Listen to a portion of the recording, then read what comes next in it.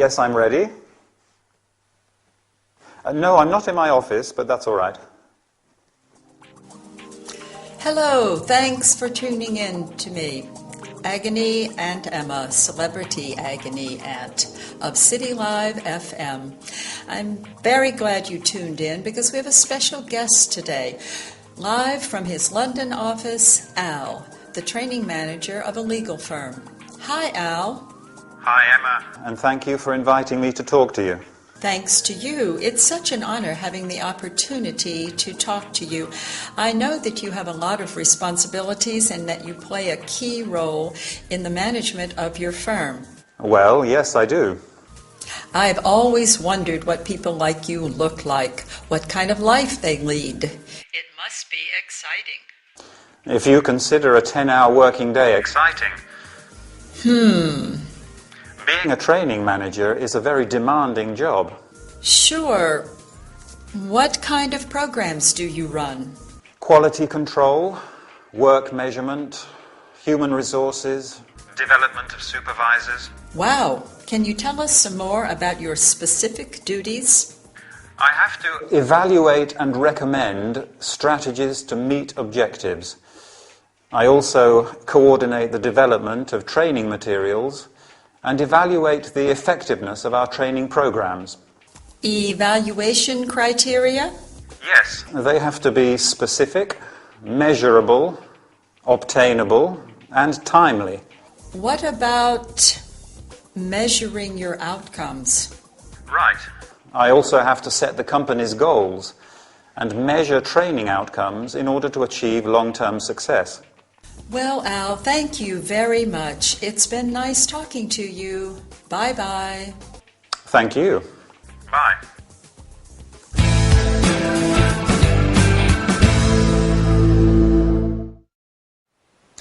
Welcome back, everybody. Ready for a business training session? I hope so. In fact, we are going to talk about a very important aspect of every successful business: training programs. We are going to learn about terms and verbs related to training and company management. Emma is interviewing Al, training manager of a law firm. As you have heard, Al deals with training programs. Training is the process of preparing staff for the skills needed for a particular job. The first question Emma asks is, what kind of programs do you run? A program is a series of steps to carry out or objectives to achieve. You can run, carry out, and offer a program. The programs are, do you remember? Quality control, work measurement, human resources, and development of supervisors. Then Emma asks, can you tell us some more about your specific duties? A duty is something that you have to do because it's part of your job. Al answers that he evaluates and recommends strategies to meet objectives. An objective, or aim, is something that you plan to do or achieve. You can meet or achieve an objective. Al has also to coordinate the development of training materials and evaluate the effectiveness of training programs. You can say training materials, training programs, or training courses. Training can be intensive, high quality, individual, etc. Can you remember what evaluation criteria are? Let me help you. They have to be specific, measurable, obtainable, and timely. In other words, They have to be precise, easy to measure and obtain, and they have to happen at the right time. Finally, Al says, I have to set the company's goals and measure training outcomes in order to achieve long-term success. A goal is an aim or purpose. An outcome is a result or effect of an action. You can set, have, and establish a goal and achieve, have, and enjoy success. For example, you have set the goal of learning English, and I am sure you will achieve huge success. That's all we have time for today. Keep practicing your English, and I'll see you next time for another workout. Bye.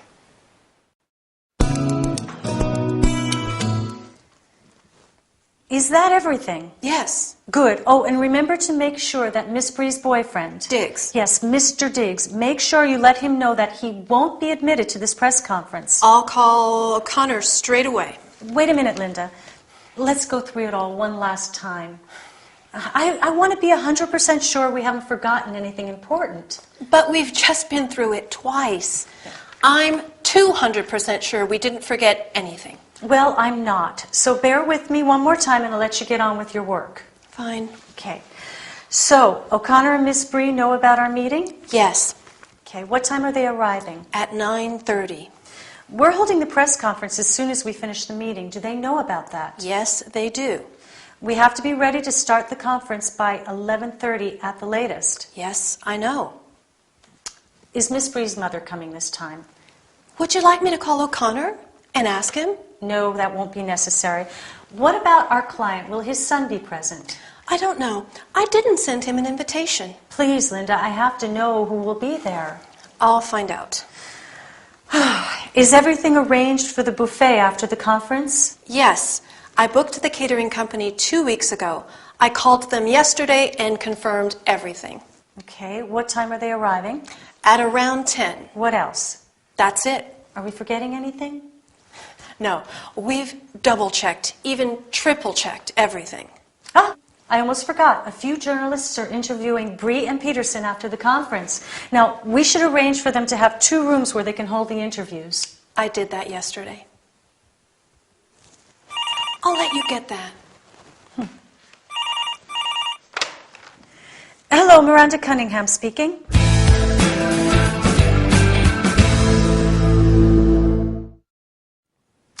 Hi, everybody. It's lucky Linda manages to sneak out before Miranda decides to check everything again. Linda is sure that everything is arranged for the meeting and the press conference next week, but Miranda wants to go through it all one last time. We're going to look at the different ways they confirm various arrangements. You probably noticed the use of will when Linda makes a quick decision to do something. I'll call O'Connor straight away. I'll find out. What other expressions could we use when we're promising to take action? I'll take care of it, or I'll let him know.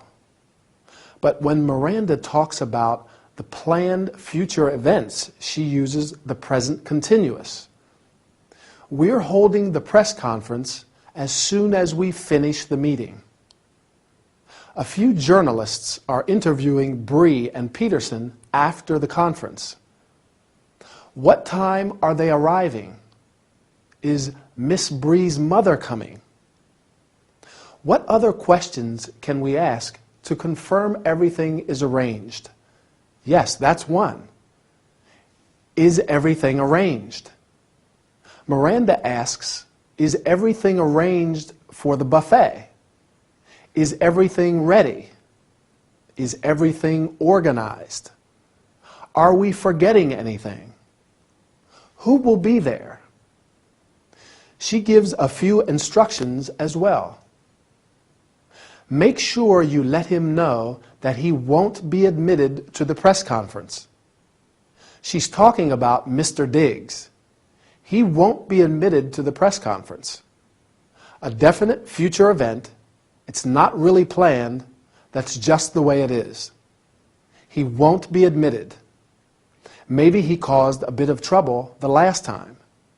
So she says, make sure you let him know. Make sure you do it. That means it's important that you do it. So be sure to do it. What about when Linda talks about all the things she's done? I booked the catering company 2 weeks ago. I called them yesterday and confirmed everything. I did that yesterday. Very efficient. Are you as efficient as Linda? Great. So did you get all that? Or shall we go through it one more time? No. I'm sure you got it. Bye for now. So, Rose, how are you? Not well. I have a serious problem. Please, tell me, what exactly is your problem? The situation at my workplace is unbearable. Why is that? I don't know why, but everybody hates me. Come on, Rose, you are exaggerating. No, I'm not.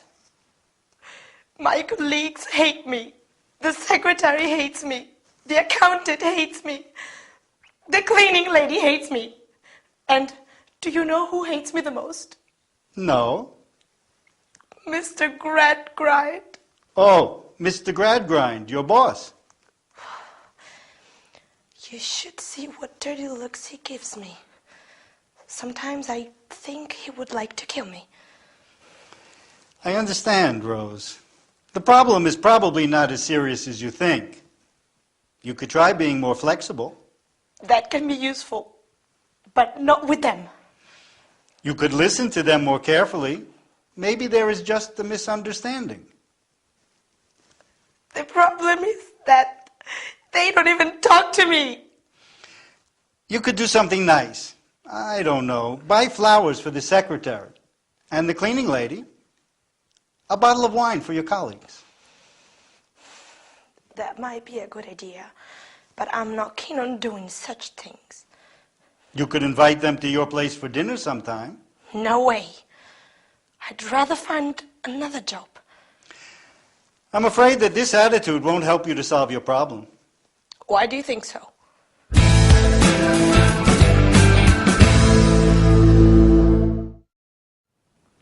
Hi and welcome. Do any of you have problems with colleagues? Well, I think that's quite a common problem, right? During this workout, we are going to talk about it. Today, we are going to learn about expressing reservations and rejecting suggestions.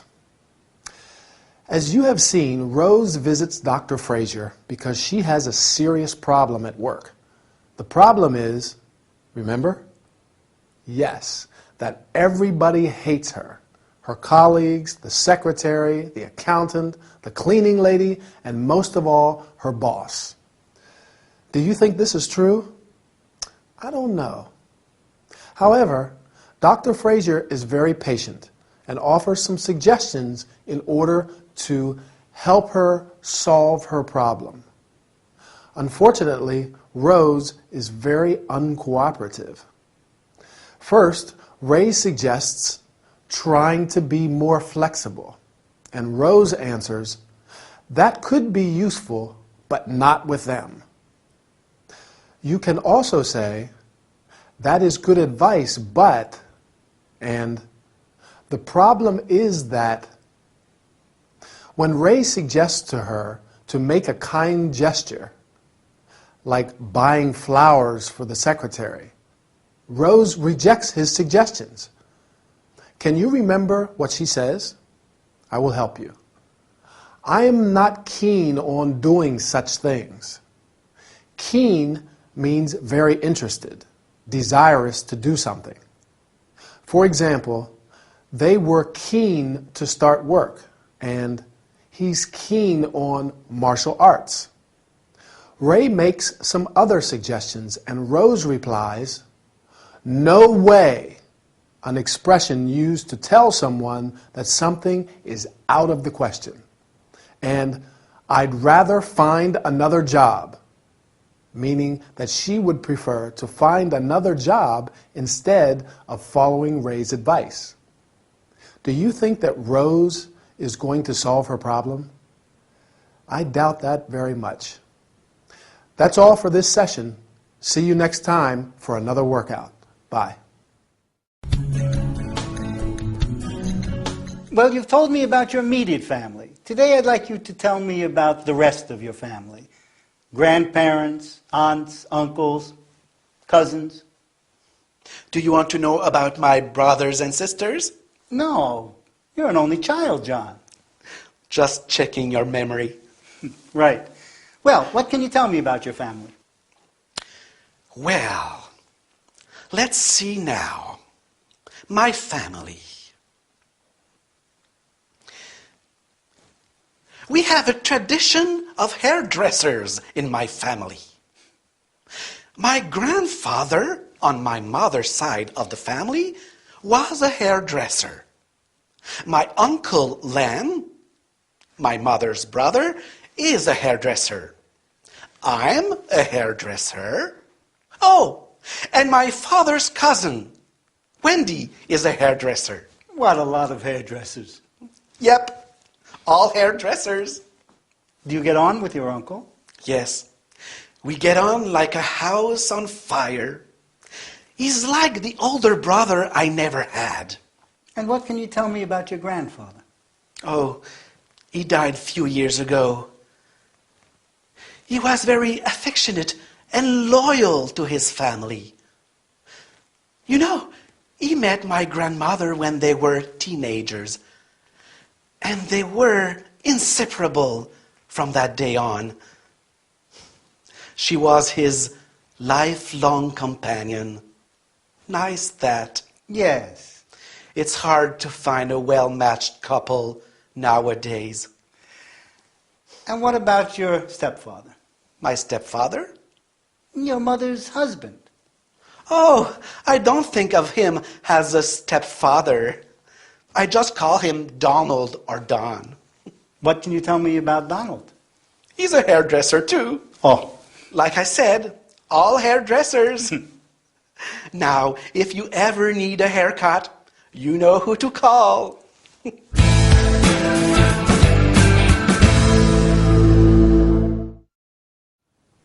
Hi there. I lost count of how many hairdressers there are in Mr. Little's family. His grandfather, his uncle, his father's cousin, and his stepfather, and of course him.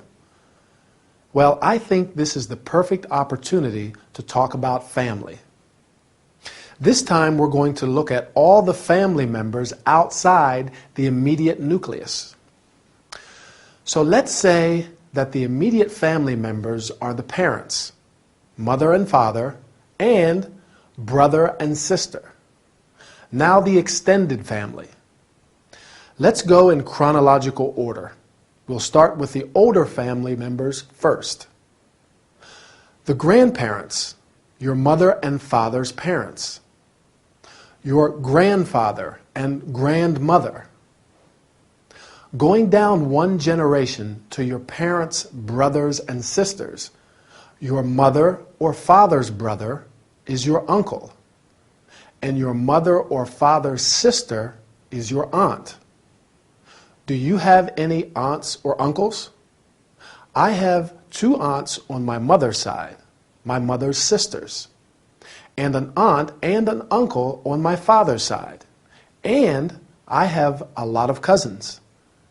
My cousins are my aunts and uncles' children. I have 5 cousins. I also have 3 nephews and 1 niece. They are my brothers and sisters' children. Mr. Little doesn't have any brothers or sisters, so he doesn't have any nephews or nieces. Do you? I like being an uncle. My little niece Sophie loves me and I play football in the park with my nephews. Now, what about the members of the family you acquire through marriage? When you get married, your husband's or wife's family becomes your family-in-law, and the members of your family become his or her in-laws. Mother-in-law, father-in-law, brother-in-law. For example, my brother is married. His wife is my sister-in-law. I'm her brother-in-law. If your parents get married again, the person they marry is your stepfather or stepmother, and their children are your stepbrothers and or stepsisters. Mr. Little's mother has a new husband. He's Mr. Little's stepfather, although he says he doesn't really think of him as his stepfather. What does he say about his uncle? He says they get on like a house on fire. That means they have a good relationship. They get on very well. What about his grandfather? He was affectionate and loyal. He and his wife, Mr. Little's grandmother, were inseparable, lifelong companions. Raised right, it's not easy to find such well-matched couples. Two people who are perfect together. Well, that's it for now. See you again soon.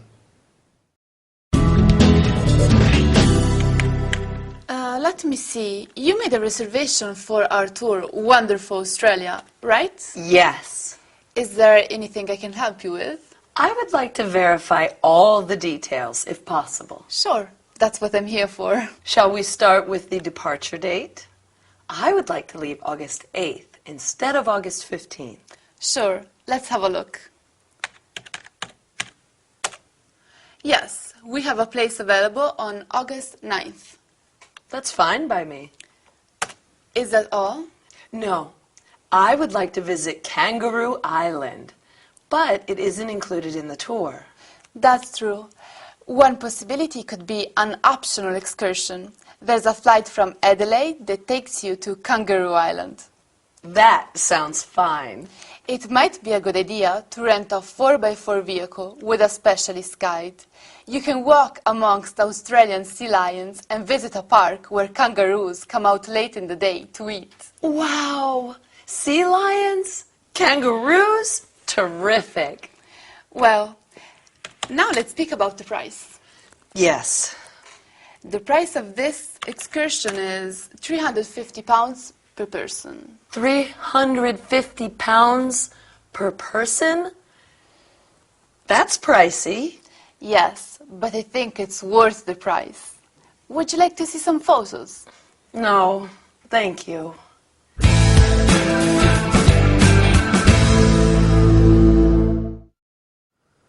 Hi, I am really glad to see you today. It will be a very pleasant workout as we are going to talk about traveling to faraway places.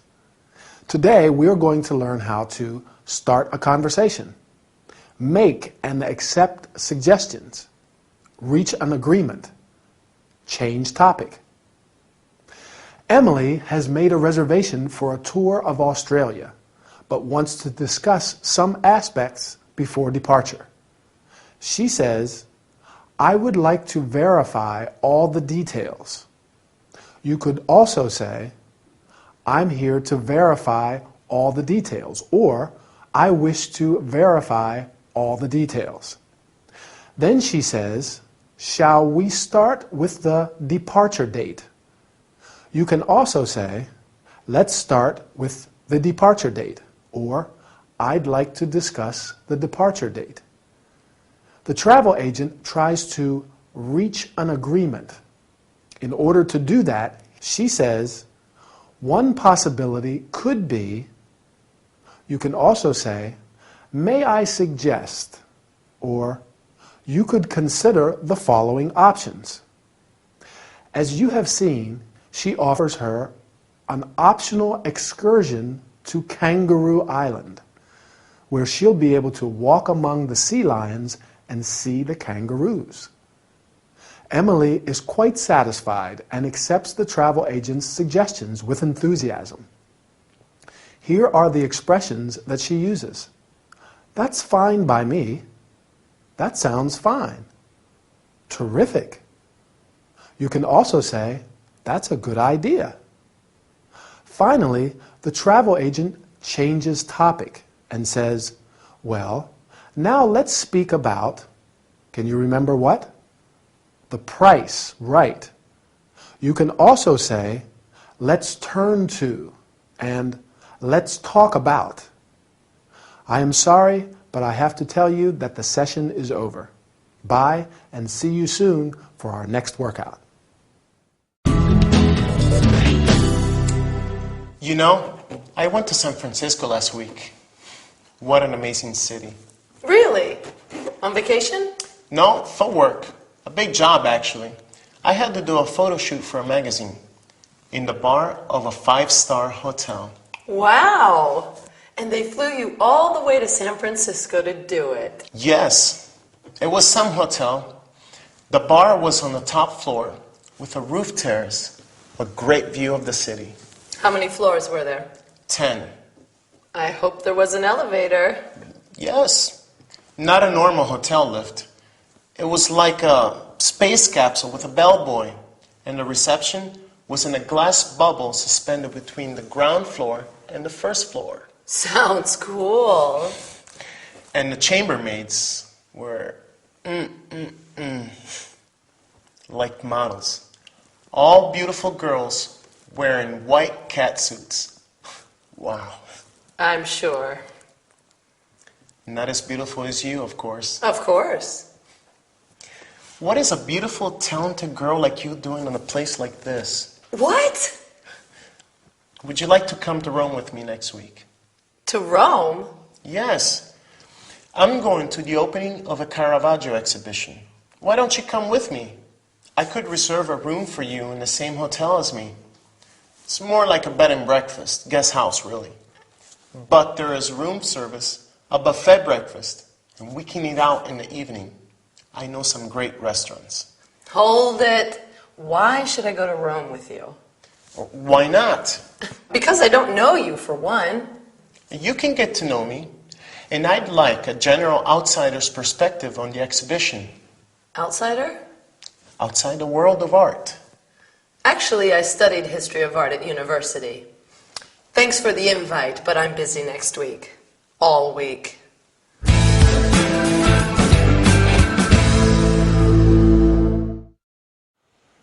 Hello again and welcome back. I don't think Archie got the reaction he expected from Emily. She was a little offended by his invitation, or invite, as she calls it. But let's get started with our training session. How does he invite her? Remember?